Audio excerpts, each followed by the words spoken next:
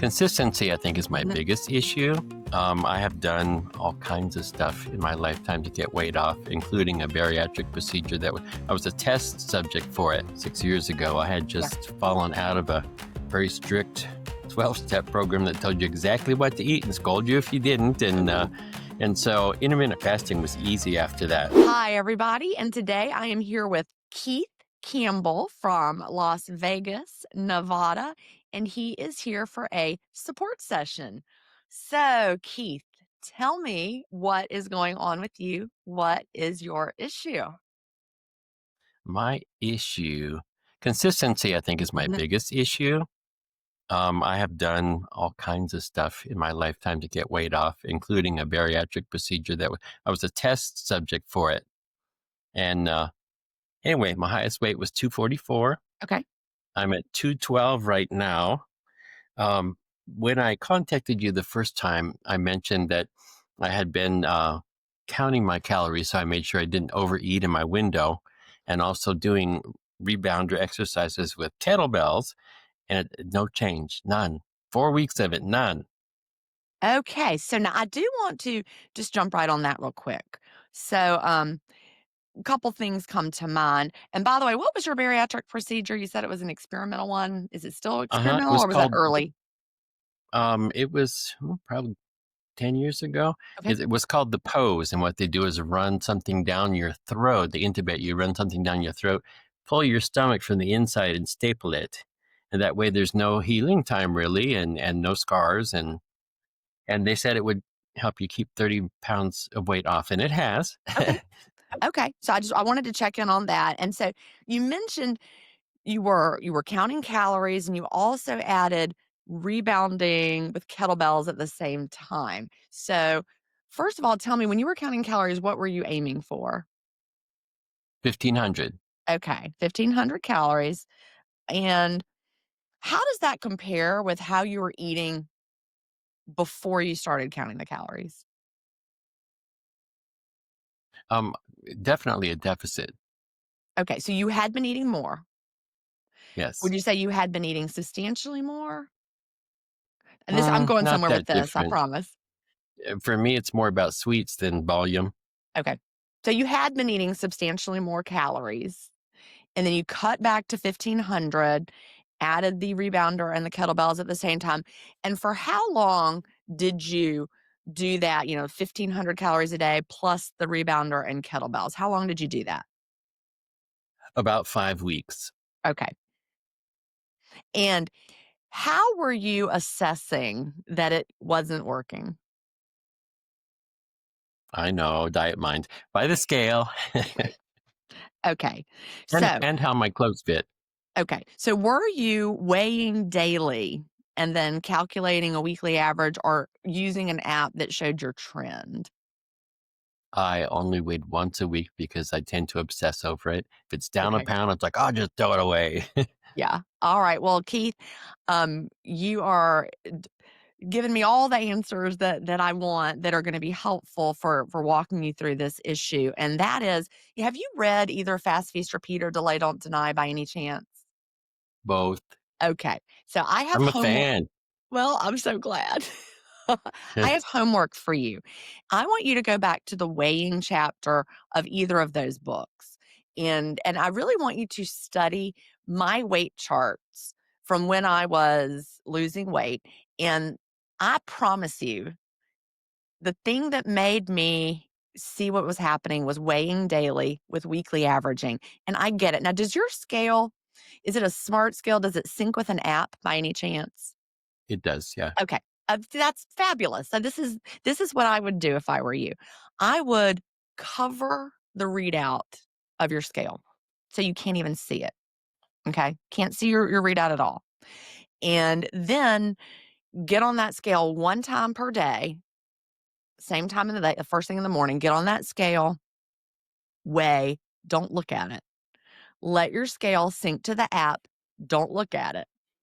And then once a week, for me, that was Friday. I always did this on Fridays. And every Friday, I would look at all of my data and I would calculate my weekly average and see. And I would have my Friday weekly average. You'll see that in my weight charts. So By not looking at it every day, Keith, that is going to help you not have that diet mindset. Oh, I'm up. Oh, I'm down, because weight is going to fluctuate, right? And so you're not going to be derailed. Some people get derailed by a good day and some people get derailed by a bad day with the weigh in. If it's high, people are like, heck, who cares? I'm just going to eat. Or if it's low, you There you might say, go. oh, I'm doing great. I might as well eat. No. Does that sound familiar? The why bother part, yes. As Yeah. far as if it's good, I'm happy about it. Yeah. But just you're not gonna look at that data. You're not gonna see what's happening every day. You're just gonna look at it once a week, but you're gonna have all the data so you see what your trend is doing. So that's the first thing I really want you to do. Second of all, we had a couple of variables in there happening at the same time. You were focusing on the quality in your eating window and the quantity, and counting calories was the strategy you were using to make sure you weren't overdoing it. Although I would encourage you to kind of let that go and just focus on real food if you could do it, real food instead of counting. But then you also added in the exercise at the same time. And so, I mean, I know 5 weeks you're not going to build substantial muscle. So, you obviously aren't building so much muscle that it's, causing your weight to go up. But what does happen when we increase exercise is that we have inflammation in our muscles. So all that kettlebell, all that jumping, you're working your muscles, and your body retains fluid as a part of the muscle repair process. So your weight is going to be all out of whack just because of that. So I would encourage you to do one thing at a time. And so if your strategy is I'm going to dial in the quality of the food in my eating window, I would give that a solid, I don't know, 2 months. See what's happening just from that till you're very comfortable with what your trend is doing. Mhm. And then add in more exercise if you would like to. And you might find your weight stabilizes when you're adding in that exercise, or even goes up a little bit. Again, that's going to be the inflammation, the water retention, the muscle healing process. But you're not going to be derailed because you've already had 2 months of consistent, you're fasting every day, you're having an eating window, you're focusing on food quality, and you'll be confident. You'll see what your trend is doing. So, what do you think about all of that advice? Good advice, I'm sure. Can you do it? um, my most consistent time was when I was doing your 28-day Hmm. book, and I did book and audio because I Yeah. loved I'll be here for you tomorrow, and Right. but that was my most consistent, and consistency has been my issue. Okay. And then so after I did 2 weeks of not clean fast, and then four or 5 weeks of clean fasting with exercise, and I just kind of fell off, and now Okay. my So, how long windows are has it going been? to, How long have you been kind of off? well, I thought of you the other day. I just got off a cruise ship, Oh, and so I'm up there. I'm sorry. What was your question? how long have you been kind of off with the fasting? Like, Okay, how long has it been since you were for pretty consistent? consistency has probably been about 4 weeks. Okay. Okay. So, this is what I would like for you to do. I want you to pull back out your copy of 28-Day Fast Start Day by Day, and also, the audio version. And I want you to hit the reset button. Okay. Reset as if you were brand new and you've never fasted before.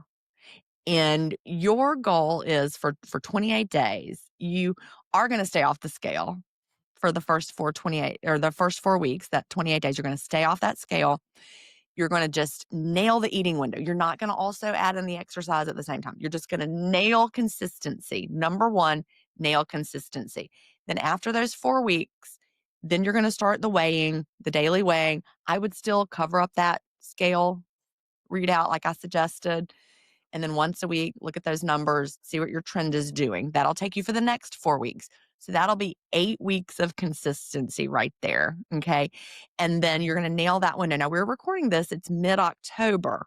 So, you're going to start right now with your consistency. That's going to bring us to November, December. You're going to be mid December. You will have 2 months of consistency. Now the holidays are coming up, but you're going to Mm. stay consistent during the holidays. We can do it. And then as we're getting into mid-December, if you wanna start adding in some exercise, that would be a great time to do it, take you through the rest of the holidays and into the new year. And think about how amazing it's gonna feel for January 1st to roll around and you are over 2 months into consistency and you're not having to start the new year, you know, gotta make a resolution, you're already doing it. Could Hmm. that work? It could. Yeah. I think you can do it. Um, One thing about our habits, the longer we do it consistently, the easier it gets to do it. So we just gotta string those days together. So what would you say is the longest that you were able to be consistent with intermittent fasting?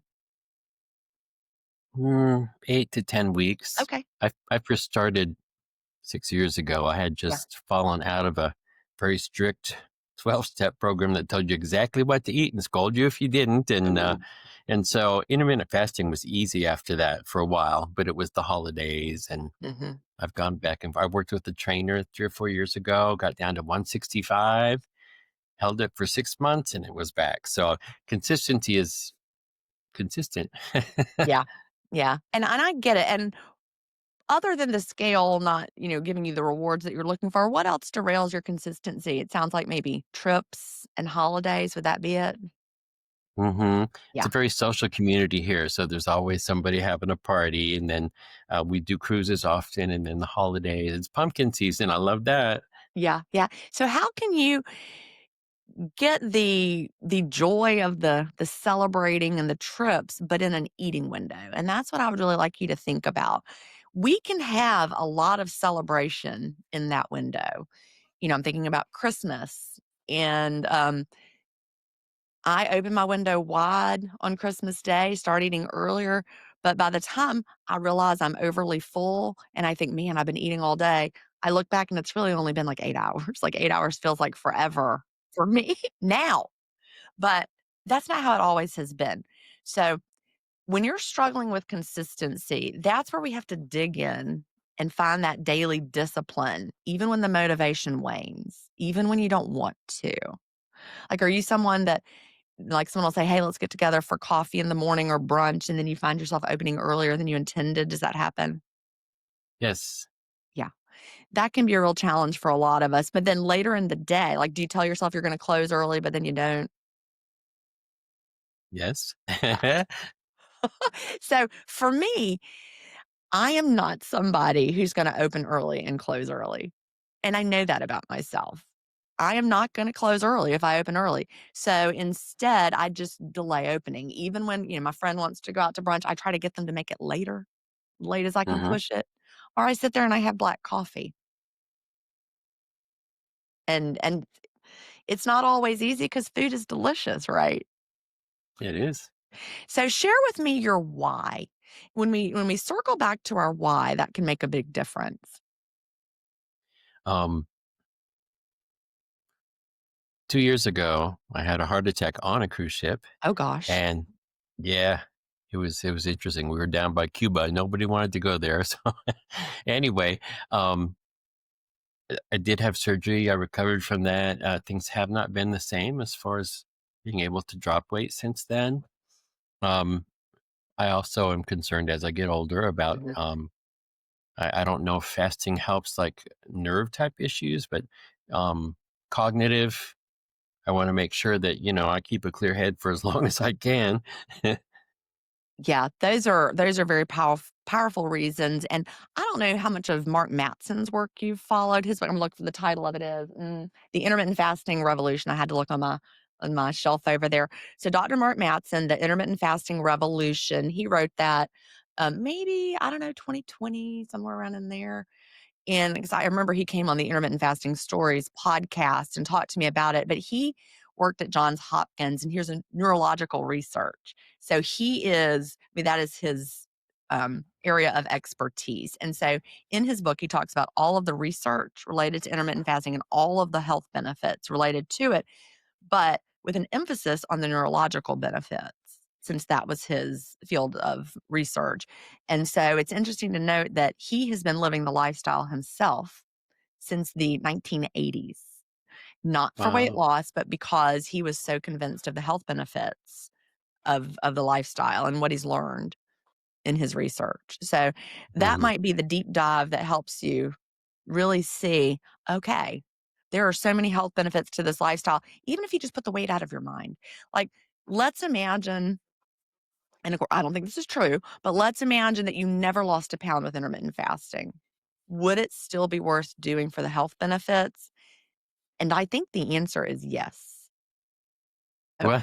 Okay. The weight loss is just gonna be a bonus. The health benefits, we come for the health benefits. The weight loss is a bonus. So, um, all right. So, Keith, I think that we've gotten to the root of some of your problems. Tell me what you realistically think that you can do, and what do you want to do going forward? As far as a eating plan, Yep. What are you going to when we finish today and you're like, all right, I talked to Jen. Here's what I'm gonna do. What do you think you're gonna do? probably get a steak out of the freezer and, serve some broccoli with it. Okay. Um, I I've been skipping lunch, which doesn't help with the fasting thing, but it is lower calories. So I think I wanna move to an afternoon window. I was doing 5 or 6 hours all along, Okay. So you're gonna what time do you think you'll have your 5 or 6 hour window? Then opening at what time? like 1 to 6. Okay. 1 to 6, and is it easy for you to close your window at 6 and keep it closed? Yeah. It's Okay. easier at night than in the morning. Okay. Yeah, yeah, me too. Um, I have a oh, wait, okay, no. You were saying it's easier to keep your window closed at you have a hard time in the morning. Yes. Okay, okay. We So usually have breakfast together, and that's kind of our time together, and okay, so you want to have breakfast in the morning, but when you do, it's hard to keep your window closed. that's right. Okay, okay. This is one of those things that I think consistency will really help with because when your body is flipping that switch regularly, it does get easier to keep that window delayed until later in the day.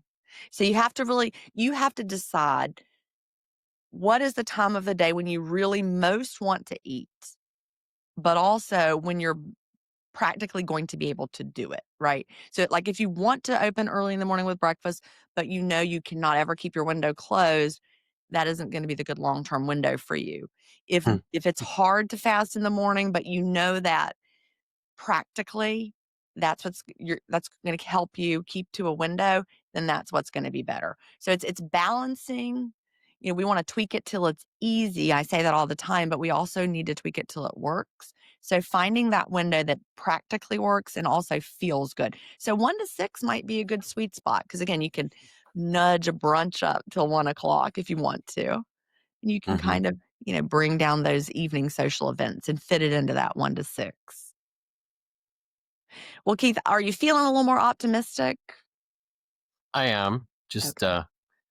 I was attracted to the community, but I just don't have the computer skills to navigate it, so I totally I'm get I'm it. not part of it, but I love the idea. Yeah, I understand. I get it. And that's just, one more thing to add to your day. So what I would like for you to do, Keith, is you can reach back out to me and let me know how it's going. We could even do a follow-up video at some point, maybe in 6 months. That would be awesome. But definitely reach back out to me by email and let me know how you're doing. Mhm. I like the follow-ups. I just watched the Paul Hunter one that you did a couple weeks ago. It was Yeah. great. Yeah, but so we could make a second video, but I would like a second video where you share what you did and how great it's working for you. That would be awesome. So for anybody Okay. who's wondering if you would like to have a support session with me, just like Keith, then send me an email at jen@intermittentfastingstories.com. In your email, please let me know that you are interested in having a support session, a video support session. I do not coach by email, so you just need to let me know that you're wanting a video support session and we can set something up. And the community that Keith talked about, you can find that at jenstevens.com/community. Well, Keith, I hope that you get into a great routine that works well for you, and I am rooting for you. I appreciate that. Thank you.